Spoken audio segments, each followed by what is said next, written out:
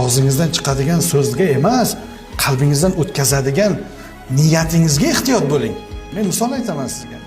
Oddiy o'qituvchi edim.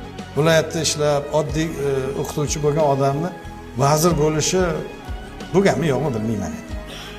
Bir janjal bo'lib qoldi. Bir o'qituvchi bir masalada men kafedra mudiri edim, tikka turgan holda koridorda hujjatga qo'l qo'yib bering dedi. Men aytdim yo'q.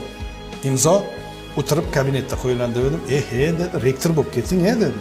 Qanaqa rektor? Men vazir bo'laman. Men bo'ldim vazir. Ya'ni niyatga bog'liq hamma narsa. Siz nimani niyat qilsangiz, shunga erishasiz.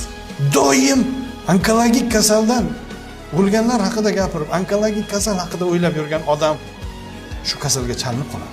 Ezgu narsalarni o'ylang. Men mana shu yoshimdan keyin Dubay boraman, Turkiya boraman, hamkorlik qilaman, ma'ruza qilaman. Yana bitta oddiy misol keltiraman sizga. Uylangan odam maqtanchoq bo'ladi. Shunday televizorda Qonunchilik palatasini yangi qurilgan binosini ko'rsatdi. Mustaqil O'zbekistonning yangi qurilgan birinchi ma'muriy binosi shu. Bu payt televizorlar qora televizor. Shunaqa televizorda ko'ryapmiz.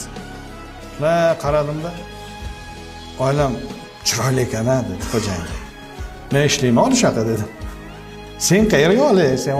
Ishsizman o'shanda. Endi institut tugatganman, hali ishga